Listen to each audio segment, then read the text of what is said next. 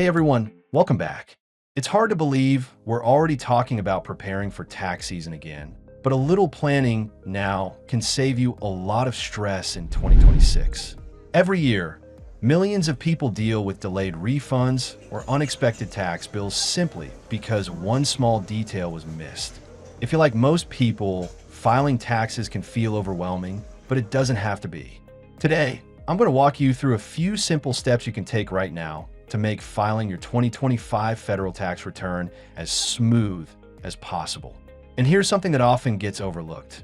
Getting organized early can help reduce errors, avoid delays, and make the entire process easier. So whether you've been filing taxes for years or this is still new to you, these tips can help set you up for success. Let's start with one of the easiest things you can do right now: gathering and organizing your tax documents. It may sound basic, but this step makes a big difference. You'll want to watch for documents like your W-2 from your employer or 1099 forms if you're a freelancer, contractor, or earned other types of income. Don't forget about interest statement from your bank, unemployment compensation forms, or records for gig work. If you sold digital assets or earned money through platforms like Etsy or Uber during 2025, those transactions also need to be reported. A helpful habit is creating a dedicated folder, either digital or physical, and placing documents in it as they arrive. That way, you're not scrambling to track everything down later. If you prefer using apps, there are tax organization tools that allow you to upload, scan, and sort documents throughout the year. One of the most common mistakes I see is people filing before all of their forms arrive, especially 1099s, which often leads to amended returns later. Also, if you've had major life changes like a new address or a legal name change, make sure that information is updated with the IRS and the Social Security Administration. This small step can help prevent delays when your return is processed. Next, let's talk about something that catches many people off guard: checking your tax withholding. If you owed money when you filed last year or received a very large refund, it could mean your withholding doesn't match your current income or situation. This is especially common if you started a new job, added a side hustle, or experienced a major life event like getting married, divorced, or having a child. The IRS provides a tax withholding estimator that can help you review this. You enter basic information about your income and current withholding, and it offers guidance on whether an adjustment may be appropriate. If changes are needed, you can update your W-4 form with your employer. And in plain terms, if no taxes are being taken out when you're paid, the IRS still expects to be paid throughout the year. If you're self-employed or earn income that isn't subject to regular withholding, such as freelance work, investment income, or rental income, you should also think about making estimated tax payments. These quarterly payments help reduce the risk of penalties and large tax bills when you file.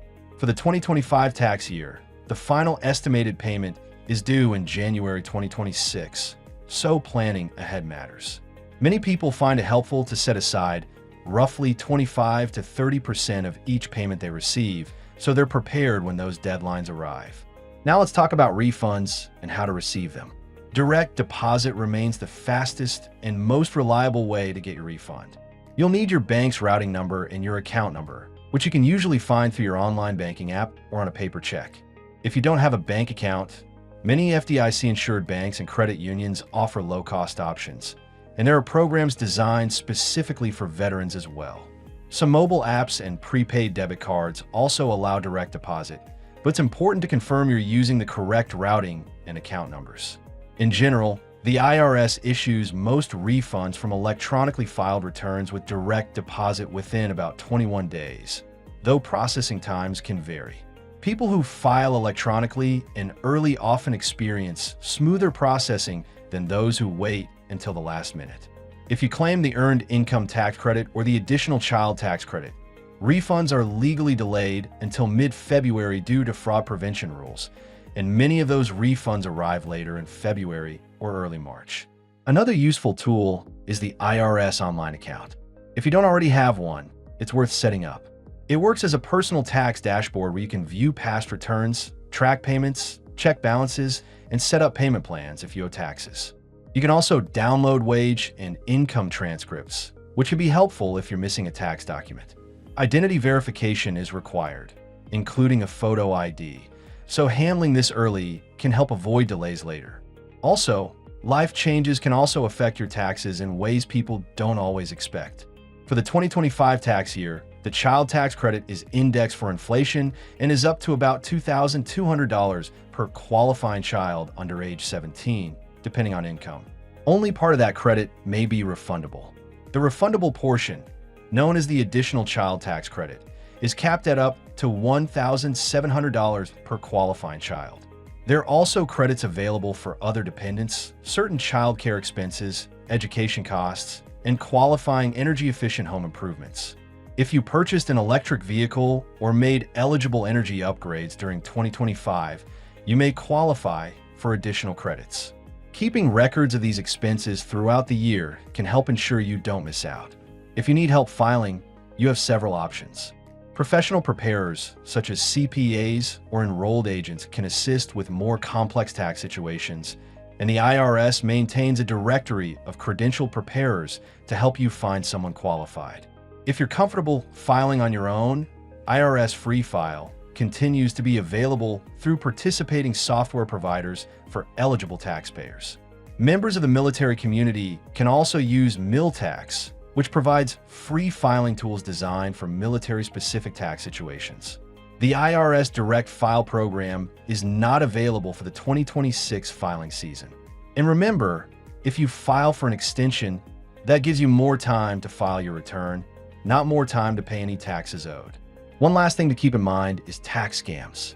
Tax season remains a prime time for scammers who impersonate the IRS or pressure people into sharing personal information.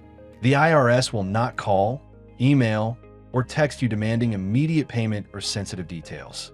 When in doubt, don't respond. Go directly to irs.gov or contact the IRS using a phone number you look up yourself. So now, you have the tools you need to get ahead for the 2026 tax season.